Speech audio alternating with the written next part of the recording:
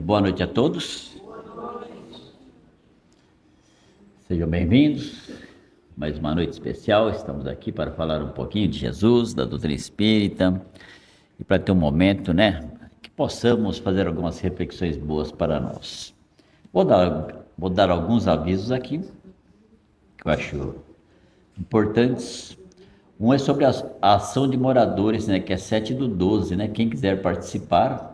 O Geraldo está colocando até uma lista, a gente está colocando, em alguns lugares, uma lista, quem quiser colaborar, com alguma coisa, e quiser colaborar também voluntariamente, também pode vir aqui no dia aqui, que eles fazem tudo que eles fazem, mesmo que a pessoa não queira ir lá, distribuir, queira vir aqui participar da produção, de todo o processo que é feito, pode vir aqui, será bem-vindo.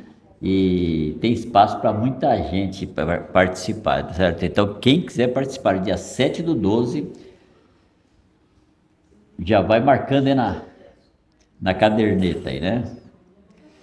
Outra coisa importante é a questão de panetones, né? Está sendo feita uma ação que vai ser distribuído panetones. Quantos panetones vier, vai ser distribuídos. O ano passado foram distribuídos mais de 100. Esse ano não sabemos ainda quantos virão, né? Mas o número que vier de panetones serão distribuídos. Então, quem puder e quiser, claro, de coração, quem quiser participar de coração, só trazer os panetones, entregar aí, independente de quantidade. Estamos aceitando qualquer colaboração que queiram dar.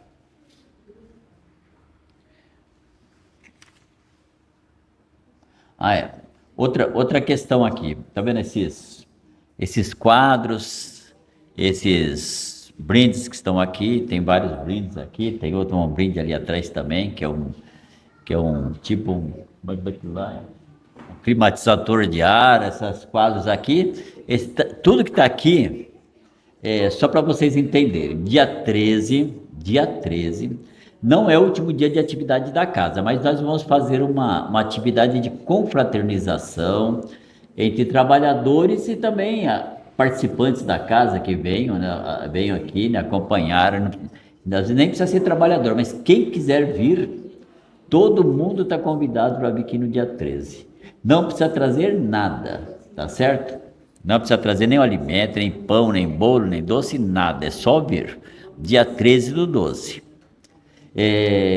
Agora, todo mundo está livre, não paga nada, é gratuito, tá certo? Agora, quem quiser participar do sorteio desses quadros, desses objetos, aí está sendo vendido um bilhete que custa R$10, quem quiser participar do sorteio, que vai ser feito no dia, aí tem que comprar os bilhetes de sorteio, tá certo? Depois pode até conversar com o André aqui depois. Mas é com o André? É com a Josete, né? É com a Josete, tá certo? Quem quiser comprar os bilhetes para sorteio.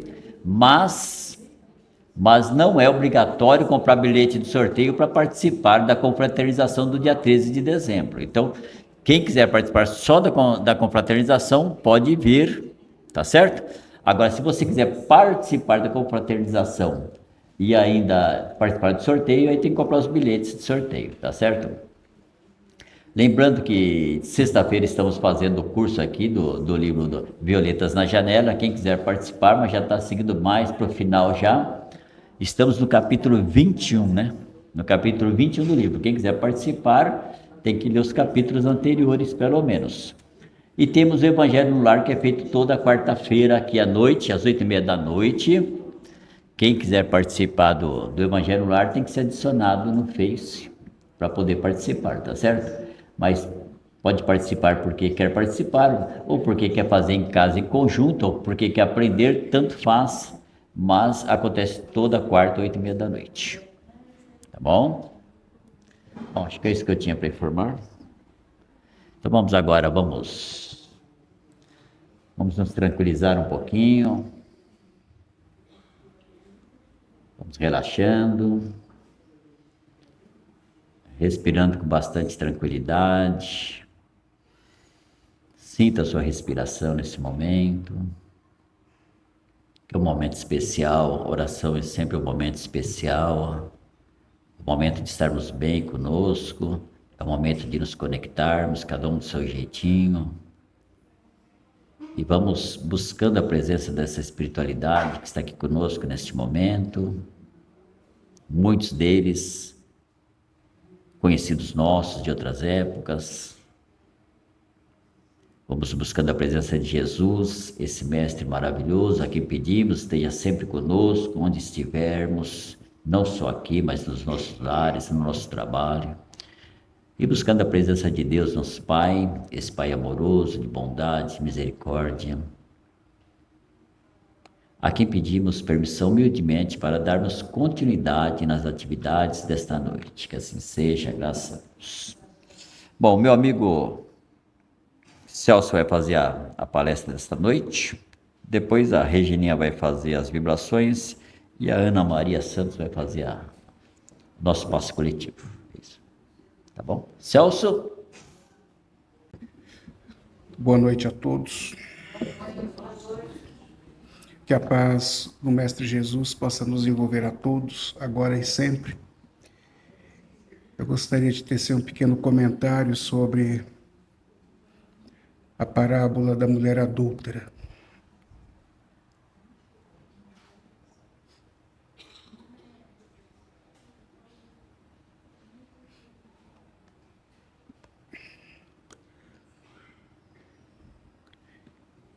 Jesus nos tem apresentado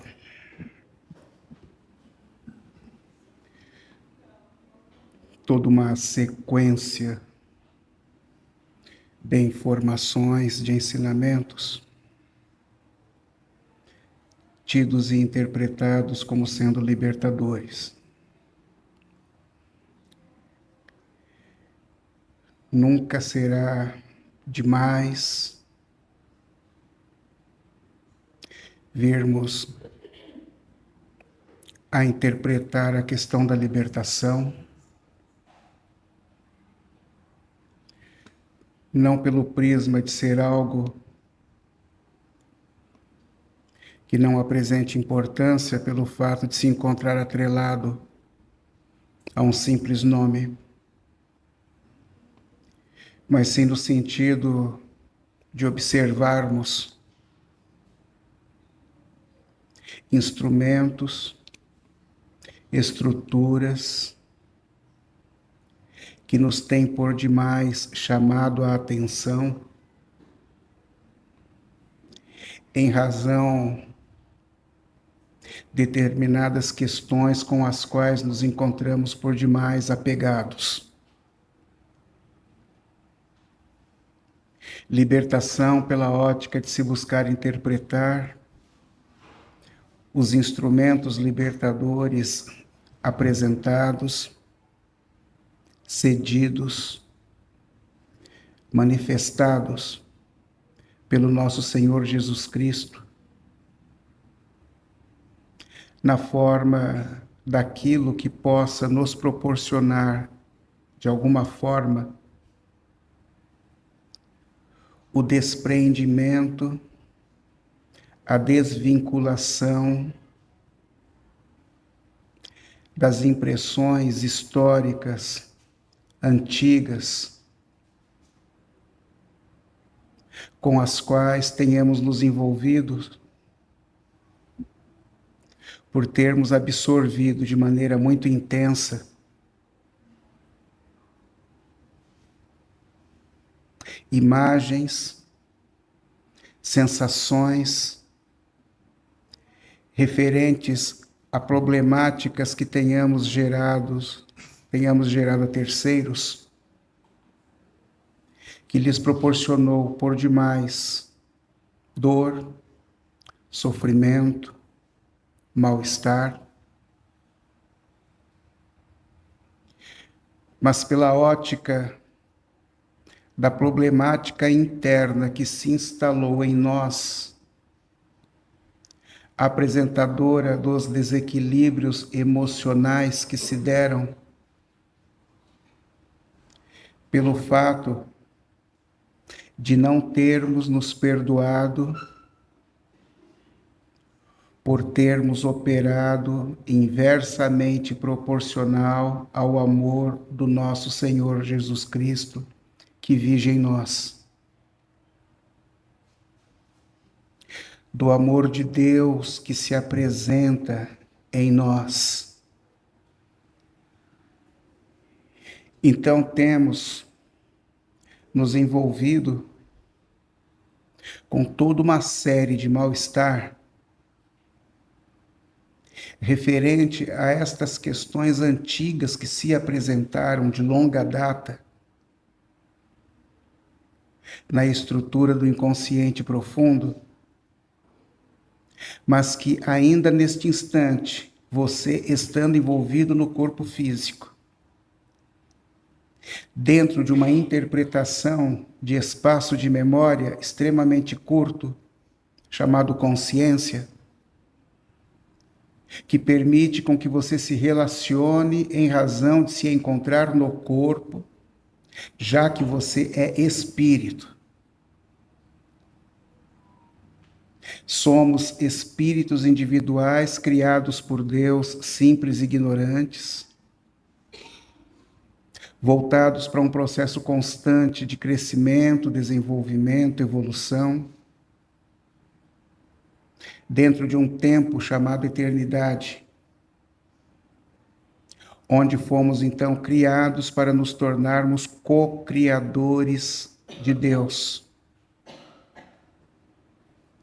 E na interpretação das individualidades que nos envolvam, então, a partir de determinado instante, passamos a ter condições de optar, de decidir, mas também de responder por aquilo que de desequilibrado, de equivocado tenhamos proporcionado, não a terceiros, mas a nós mesmos. Pela ótica de termos operado de maneira equivocada em relação ao Criador. Então, o amor de Deus que vige em nós, em todos os instantes, em todos os momentos, por toda a eternidade, sempre será a opção do Espírito. Porque você se ressente do amor daquele que te criou. Você se ressente da presença dele em você. Na forma daquilo que Carl Gustav Jung tem apresentado e avalizado por Joana de Ângeles, quando trata a respeito do arquétipo primordial, primacial, imago Dei, ou seja, a imagem de Deus em nós. Existem estruturas, senhores, por onde as questões se apresentam. Não é simplesmente você ouvir dizer do amor de Deus operando em ti. Existem estruturas no espírito que reproduzem aquilo que seja condizente ao Criador. Então você está impregnado do amor de Deus. Mas por ser um ser individual, tem feito opções, tem tomado decisões que não necessariamente se apresentam atreladas a isto. E como o tempo passa, como no universo o processo é dinâmico, por se encontrar fundamentada numa lei chamada lei de progresso, então, inevitavelmente, na observação desse progresso e desse dinamismo, você também tenderá a mudar a maneira de intencionar, de sentir, de pensar, na forma dos comportamentos que tenderão a se mudarem ao longo do tempo. E em assim sendo, questões que te proporcionaram imenso bem-estar, prazer, alegria em determinados instantes lá atrás, com o passar do tempo, você vai observando que aquilo não agrega mais valor. Você vai observando que aquilo não te atende mais. Você vai observando que determinadas manifestações da tua parte, que determinadas opções e decisões que foram tomadas foram um imenso equívoco, uma imensa perda de tempo, onde você vem a se envolver então com a manifestação do arrependimento tardio por ter se envolvido com determinadas questões. pelo fato de interpretar que operou inversamente proporcional ao amor de Deus. Então, por um lado, dentro do estabelecimento de um processo comparativo, você tem o reflexo de Deus em nós. Por outro lado, você tem a memória do escândalo que se deu. E, evidentemente, comparativamente, isso é água e óleo. Não tem como se juntar, não tem como se conectar. E isso tem proporcionado na estrutura do ser, na estrutura do espírito, todo um processo de desequilíbrio emocional, que tem te proporcionado, então, mal-estar, constrangimento. E vai ficando fácil, então, de interpretarmos ao nosso Senhor Jesus Cristo quando diz que ninguém verá o reino de Deus se não nascer de novo. Então, Jesus está dizendo que para que você se acerte perante si mesmo, na interpretação de vir a se envolver, de vir a compreender, a entender, a sentir o amor de Deus em si mesmo, haverá a necessidade de que você venha se envolver com determinados esforços que tendam a fazer com que você esteja envolvido num processo de aprendizado, cujo conhecimento obtido através deste aprendizado tenda a te libertar dos posicionamentos equivocados com os quais esteve envolvido até então. Sem estar novamente no corpo, senhores, não há possibilidade de reavaliações. Encontrar-se no corpo novamente pressupõe o fato da necessidade do envolvimento com determinados instrumentos que vão te exigir níveis diferenciados de exercício, cuja intensidade dos exercícios tenda a fazer com que você se liberte em razão do fortalecimento que foi alcançado. Você só está no corpo novamente por uma necessidade de recuperação emocional em si mesmo, onde, através das inúmeras relações com as quais venha se envolver, na forma das necessidades que se apresentam para cada um de nós, seja possível, por um lado, através do atrito, a remoção de crostas, e por um outro lado, através das conquistas, a absorção da ação medicamentosa que você necessita. Por isso que você não está sozinho. Mas, se o processo é de nos recuperarmos para avançarmos em direção a Deus, então há necessidade de que, através de todos estes instrumentos que te são apresentados, que te são proporcionados na reencarnação, seja possível, então, você ir se desligando, se desvinculando, se apartando de determinadas questões que tem te impedido, que te tem aprisionado, que te tem acorrentado perante questões causais que se deram lá atrás, cujas causas ainda manifestam efeitos neste instante, dos quais você reclama imensamente.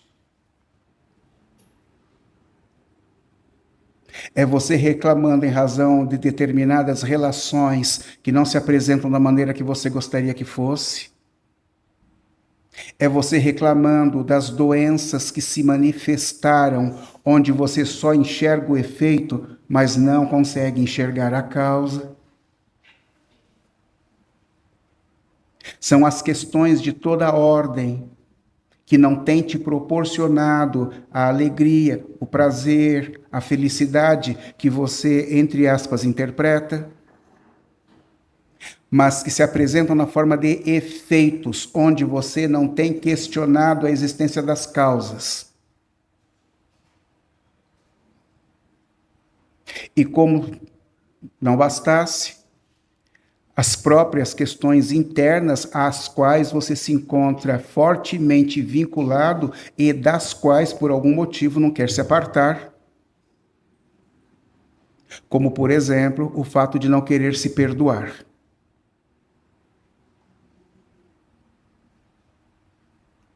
Então, o nosso Senhor Jesus Cristo tem se apresentado em todos os instantes na forma do instrumento que tem constituído e apresentado toda uma ação medicamentosa que tenda a te proporcionar todo um processo de acerto perante si mesmo através de uma ação prolongada. Você tem remédios perante determinadas necessidades, onde o médico te prescreve um remédio que vai funcionar no teu corpo ao longo de 24 horas. Uma ação prolongada. Se você está com dor de cabeça, você toma uma aspirina. Para dali 30 minutos, 1 hora, a dor de cabeça ter passado. Então, a ação medicamentosa proposta por Jesus está envolvida na interpretação de uma medicamentação de ação prolongada que tenda a surtir efeito ao longo de todo o sempre, no espírito.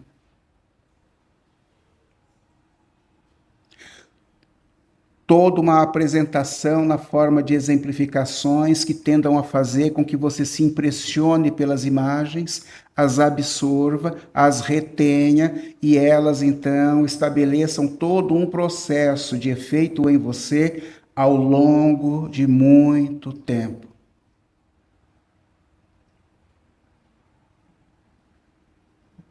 Então, senhores, se Jesus tem manifestado antídoto, toda uma ação medicamentosa que tenda de alguma maneira a diluir as estruturas tóxicas com as quais você se encontra ainda envolvido. Há necessidade também que você se desperte para abrir mão de continuar a proporcionar combustível em cima de questões que já se apresentam tóxicas. Há necessidade de que você se desvincule de determinadas questões que, sem que você tenha observado, sem que você tenha interpretado, mostram-se muito antigas, mostram-se históricas na interpretação de uma determinada vinculação com a qual você se encontra envolvido. Então Jesus ele tem observado a questão da absorção e manutenção da culpa referentes aos escândalos com os quais tenhamos nos envolvido, na forma do sentimento que foi desenvolvido, que tem sido mantido, pelo fato de você ter assumido a responsabilidade do delito, mas não ter se perdoado, não ter querido esquecer, não ter querido entender que caminha-se para a frente e o que passou, passou, ficou para trás. E a abordagem do nosso Senhor Jesus Cristo não é referente a uma interpretação de falta de responsabilidade perante as questões. Não é disso que o cara está falando. O cara está falando de que, da mesma maneira que Galileu Galilei, na uranografia geral de uma obra de Kardec chamada Gênese, diz que o tempo só existe em razão da sucessão dos fatos. Então você só tem sensação, percepção do tempo passando porque existem inúmeros fatos que se têm dado. inúmeros fatos que se têm apresentado, inúmeros fatos que se têm manifestado, e na observação da sucessão dos mesmos, você então tem uma interpretação de tempo passando. Aqui em São Paulo você diz que não dá tempo para fazer absolutamente nada. Se você vai para o interior, você diz que o tempo não passa nunca. Sucessão dos fatos. E os fatos têm se sucedido. As reencarnações têm se apresentado. E você ainda se mantém ligado à assunção da culpa perante determinados delitos com os quais você esteve envolvido ao longo da multiplicidade das reencarnações. Você saiu da encarnação, mas a encarnação não saiu de você. E isso precisa ser trabalhado. Isso precisa ser rompido. Isso precisa ser aniquilado. Para que você se desvincule, se desprenda de determinadas questões que te têm proporcionado mal-estar. Porque você assume a culpa. Sabe que esteve envolvido com determinadas questões. Perante o amor de Deus, então, você se vê como sendo o motivo do escândalo. Não se perdoa, não esquece, assume a culpa. Junto da culpa vem o dileto amigo chamado medo. Medo e culpa têm te desestabilizado internamente ao longo do tempo. E você precisa se recuperar disso.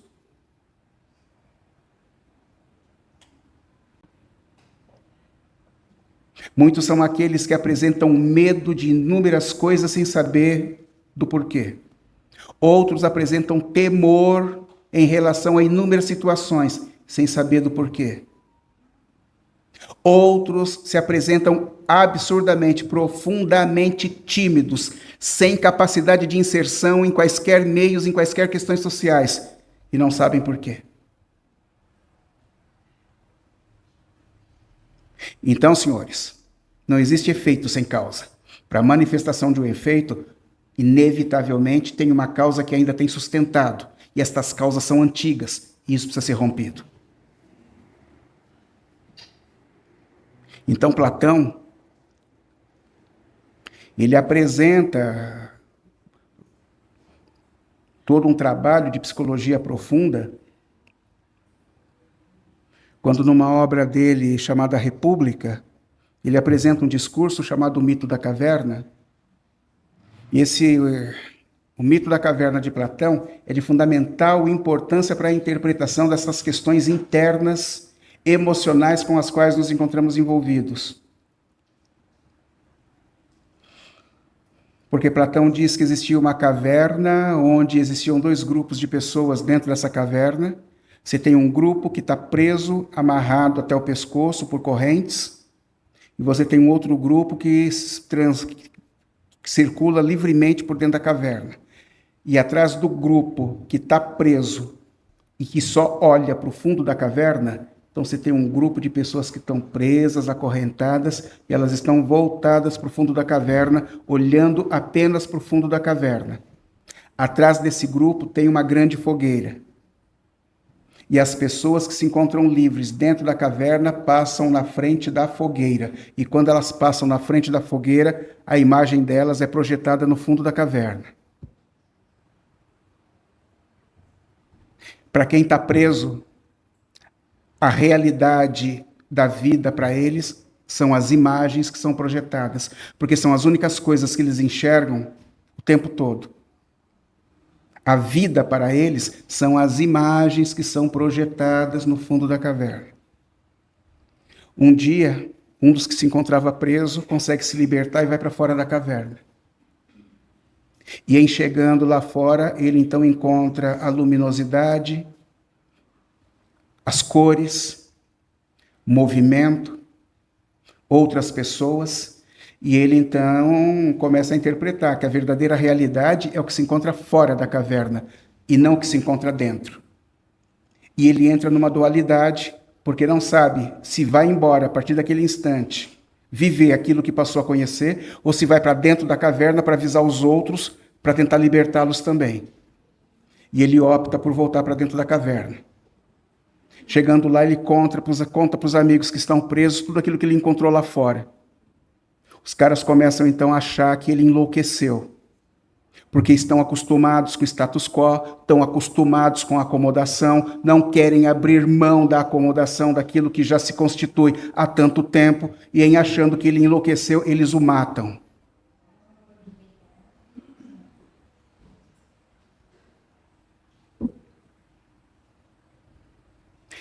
Então, senhores, quando Jesus na prece fala: perdoa as nossas dívidas, assim como perdoamos os nossos ofensores, seria interessante nos questionarmos: dívida do quê? Dívida de quem? Dívida por quê? De quais dívidas, Senhor, você está falando?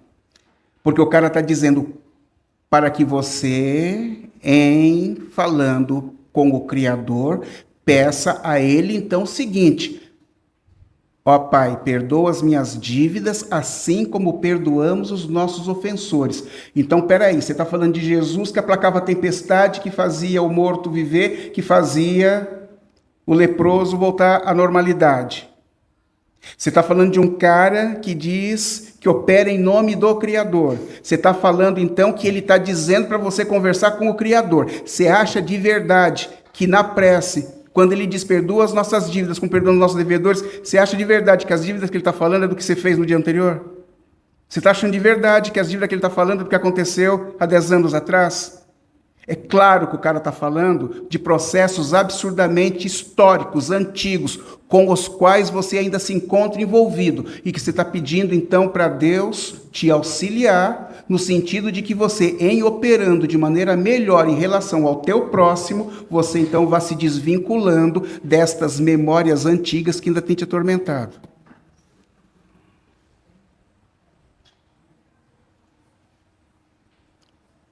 Então, como Jesus tem procurado estabelecer em todos os instantes todo um processo de transferência da informação libertadora, um dia ele está no Monte das Oliveiras e desce em direção ao Sinédrio, ao pátio do Sinédrio.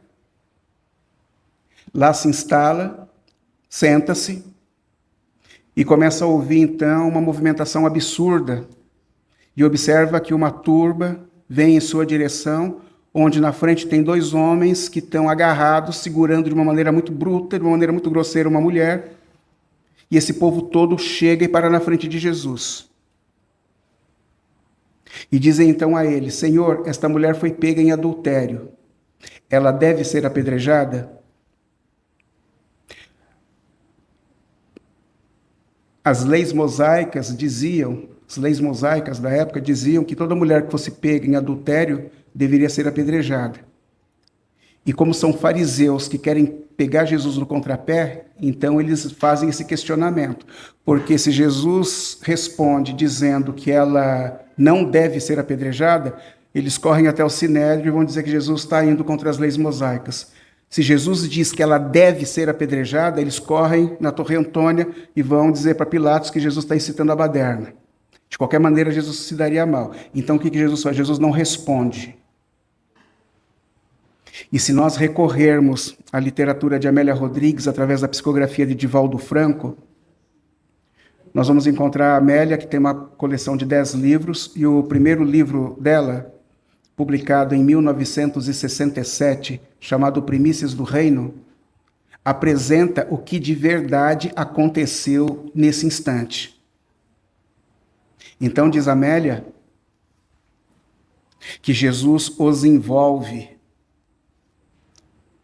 no seu ambiente, na sua frequência, e da mesma maneira que todos os senhores já, ao longo dessa existência, já passaram pela experiência de você ter tido um cochilo, que você tem certeza que não passou de 20 segundos, mas que você teve a sensação de ter tido um sonho, como se tivesse dormido a noite inteira?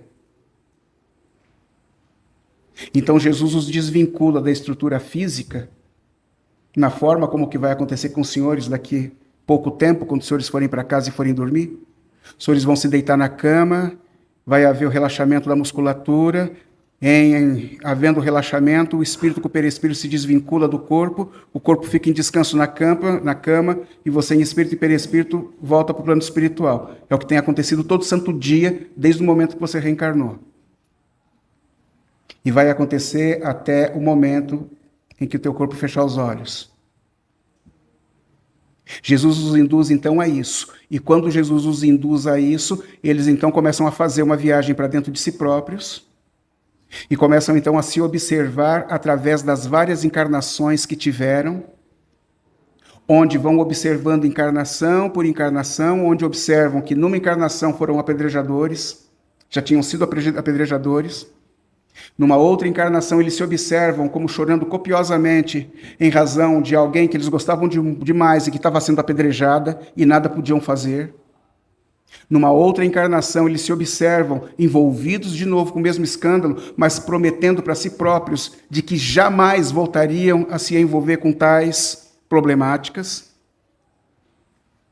E quando Jesus então percebe que eles puderam se observar através dessa viagem para dentro de si próprios, Jesus os traz de volta, que é quando, então, assumindo a consciência, eles voltam, então, a perguntar para Jesus: Senhor, ela deve ser apedrejada?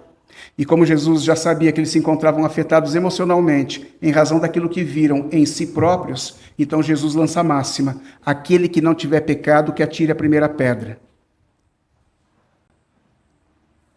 Como todos vieram a se observar como sendo constituidores de escândalos, por isso então os mais velhos vão soltando as pedras primeiro e vão indo embora, os de meia idade depois e os trainees por último. Ele pergunta para ela: eles não te condenaram? E ela está com as mãos no rosto porque ela tem vergonha, sabe que ele é Jesus, Filho do Deus Altíssimo, e ela não tem coragem de encará-lo. E ela, com as mãos no rosto, responde para ele: não, mestre, ninguém me condenou. E ele então responde: então eu também não te condeno. Vai e não peques mais. O também apresentado por Jesus, que é um negócio de louco.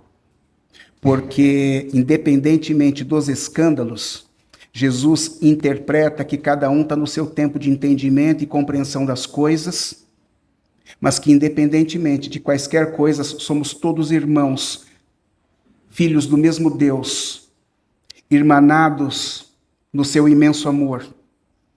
Então ele diz: eles também são meus irmãos. Se eles não te condenaram, então eu também não te condeno. Vai, não peques mais. E apresenta-se para ela de uma forma diferente, porque ela o vê lá em cima, e Jesus quer que ela a veja junto dela, igual a ela, por ser irmão dela. Então Jesus liberta. Porque quem ama liberta e não aprisiona.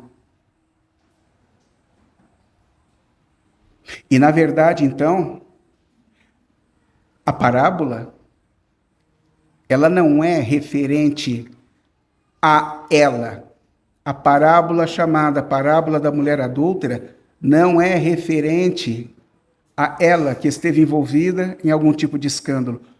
A parábola se refere aos apedrejadores que se encontravam presos em si mesmos por não se perdoarem em razão dos delitos que cometeram em outras existências e, em assim sendo, dão continuidade ao escândalo no sentido de se autopunirem.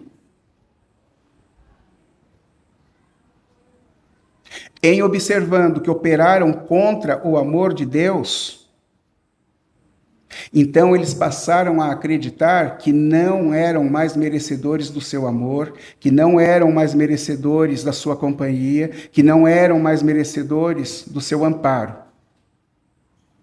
E quanto mais eu me afundar no escândalo, então maior o meu nível de punição para comigo mesmo, e quem sabe então Deus venha a interpretar que eu estou tentando me esforçar para pedir desculpas, aumentando então a carga para mim mesmo, através de um processo optativo de autopunição.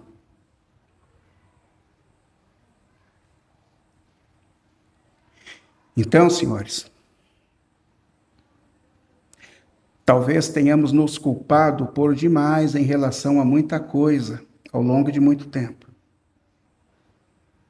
Talvez até hoje carreguemos culpas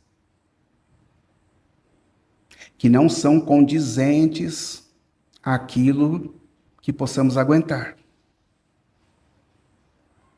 Talvez até hoje estejamos envolvidos em arrependimentos tardios perante ocorrências que se deram e das quais por algum motivo não queremos nos apartar, das quais por algum motivo não queremos nos afastar, das quais por algum motivo tenhamos optado por nos autopunirmos.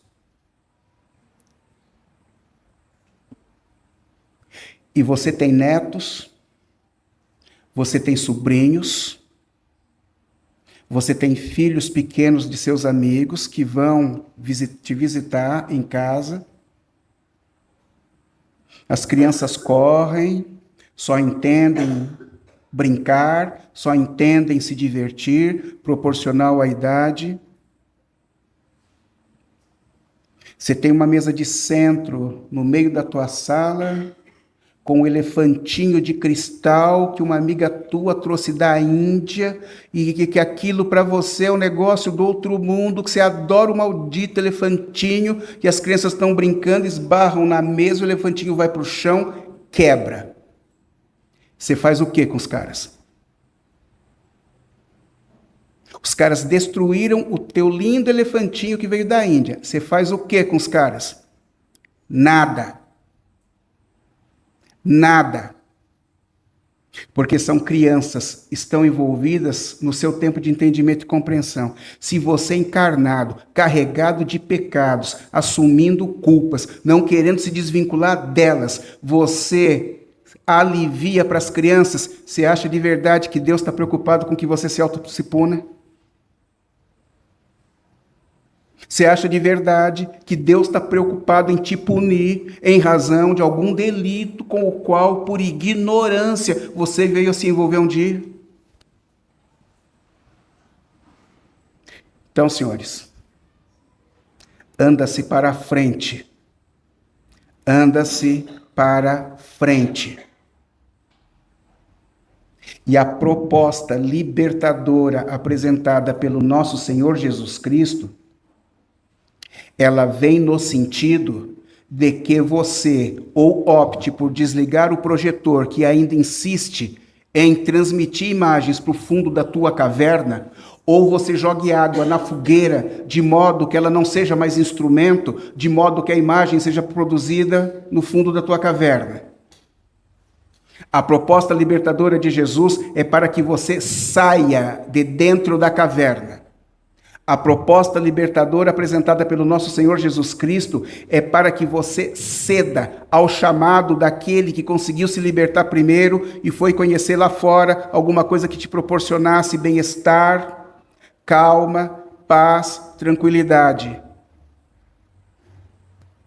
A proposta libertadora apresentada pelo nosso Senhor Jesus Cristo é para que você se observe pela ótica daquilo no qual se encontra envolvido, que é estar novamente numa estrutura orgânica física proporcional a um planeta material físico, mas onde há que se interpretar quem manda no quê.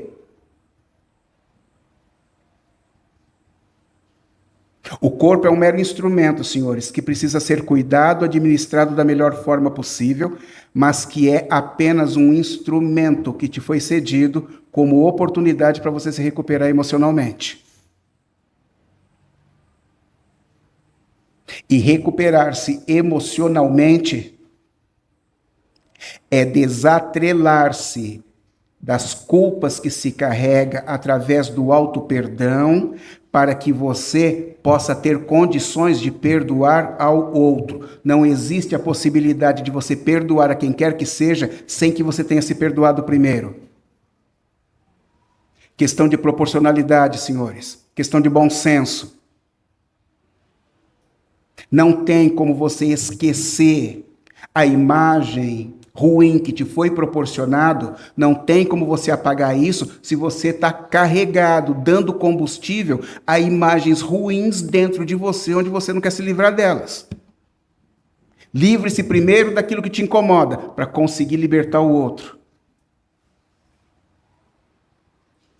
Agressor e agredido estabeleceram uma ponte magnética, onde um está atrelado ao outro, porque um tem vergonha de pedir perdão e o outro não tem interesse em esquecer o que foi feito. E mantém-se, então, ligados magneticamente. Mantém-se ligados magneticamente. Alguém tem que dar o primeiro passo. Alguém tem que dar o primeiro passo. Mas para que isso ocorra, você precisa se libertar internamente. Para que isso ocorra, você tem que se perdoar. Para que isso ocorra, você tem que se aliviar para conseguir aliviar o outro. Então, a parábola da mulher adúltera não é sobre aquela que incorreu num equívoco. A parábola da mulher adúltera é sobre os apedrejadores que não querem se perdoar. Alguém anteriormente a Jesus já vinha fazendo esse trabalho, tamanha a problemática existente. Porque a questão de não se perdoar é um negócio que Jesus já estava vendo e teve que tratar diretamente. Mas já tinha um outro alguém que esteve extremamente preocupado com isso, que foi um cara fantástico chamado João Batista. João Batista, que era primo de Jesus, estabeleceu o batismo. E no estabelecimento do batismo, o que ele faz? Ele vai para o meio do Jordão, o cara está carregado de pecados, carrega culpas imensas, não está se aguentando mais, e ao observar João Batista na sua absurda elevação espiritual, então vai até João Batista, adentra o Jordão, caminha até João Batista o toma nos braços, o mergulha, o tira de dentro da água e diz: os seus pecados estão perdoados. É todo um processo didático, porque o cara ele vai até João Batista. Quando é mergulhado, ele interpreta então que os pecados estão sendo limpos. Quando João Batista o traz para fora d'água, ele se sente então limpo. Quando João Batista diz seus pecados estão perdoados, ele então está afiançado por João, onde ele está acreditando verdadeiramente que tudo aquilo passou, e ele começa a trabalhar em benefício de si próprio, no sentido de se desvincular do que ficou e começar a empreender uma caminhada diferente, suportada na confiança de João Batista, porque ele diz: eu não posso trair a confiança de João Batista, vou começar a andar de maneira diferente daqui para frente. Então o problema não está em João Batista colocar dentro da água e tirar dentro da água, está no processo didático em que João então o instiga a um trabalho de crença interna, a um trabalho de mudança do comportamento. E a mudança do comportamento dito, senhores, não se refere a questões íntimas, pessoais de quem quer que seja. A mudança do comportamento é a mudança na maneira de intencionar, a mudança na maneira de sentir, a mudança na maneira de pensar, que por conseguinte vai proporcionar também a mudança na maneira como você se apresenta. Então, senhores, de fundamental importância que nos mantenhamos envolvidos com a proposta de amizade apresentada pelo nosso Senhor Jesus Cristo, que é aquele que tem assumido a responsabilidade na transferência das informações libertadoras, dizendo-nos em todos os instantes: eu sou o caminho, a verdade e a vida, e ninguém irá ao Pai senão por mim. Muito obrigado a todos, uma boa noite. Boa noite a todos. Então vamos nesse momento, nessa harmonia, depois dessa palestra, vamos respirando fundo, nos envolvendo através dessa luz que vem do alto, que vai assim, transformando todo esse ambiente para que todos nós juntos possamos doar o que a gente tem de melhor em nosso coração, que é o nosso amor. Nosso verdadeiro amor. E juntos, nessa sintonia, vamos vibrar pelo nosso planeta Terra, jorrando sobre ele uma luz bem azul, trazendo a calmaria, a paz que tanto cada um de nós almejamos para nós e assim refletimos em nosso planeta.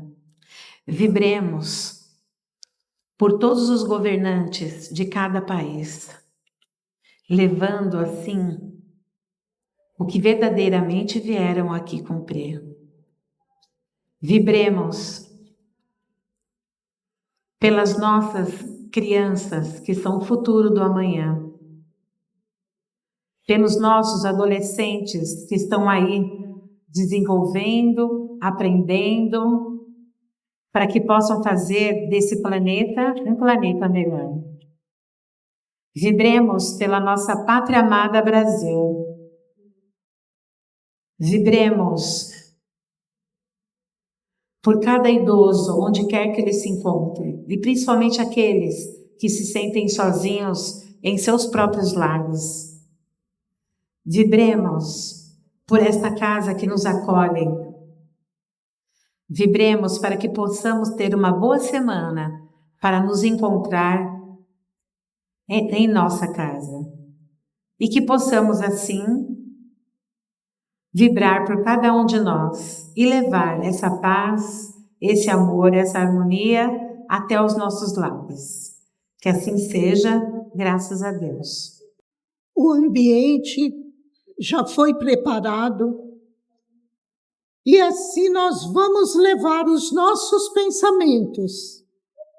Vamos nesse instante deixar lá fora todas as nossas situações dolorosas, preocupantes, para nos ligarmos aos benfeitores aqui presentes, trazendo para nós o nosso desejo de melhorarmos, de nos harmonizarmos, a cura do nosso corpo, mas não nos esquecendo da cura de nosso espírito, que essa encarnação nós estamos experimentando uma trajetória.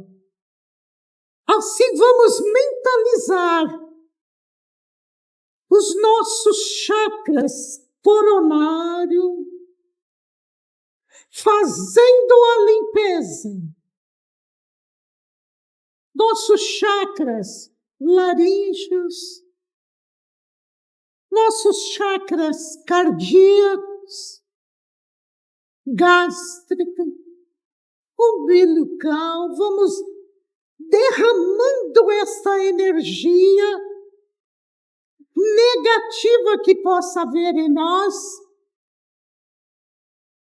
que esses trabalhadores aqui presentes fazendo esta limpeza, nos trazendo a harmonização, fazermos a mentalização sincera em nosso coração da nossa cura, seja ela material, moral, espiritual, ordenando o nosso campo celular, molecular, toda essa organização para harmonizarmos. E daqui nós possamos sair melhor do que quando chegamos. E assim, com a nossa mente firme, estamos certos de que nossa intenção foi atendida, que a espiritualidade nos assistiu. Nós então agradecemos e buscamos, junto à equipe médica, junto àqueles que vêm fazer a fluidificação das águas, complementando o nosso trabalho. Os espíritos fazem a parte dele, mas nós precisamos fazer a nossa em gratidão e confiança no que aqui acabamos de receber. Que o nosso Mestre Jesus nos abençoe, que os bons espíritos nos envolvam, de maneira a sairmos daqui melhor do que quando chegamos. Gratidão.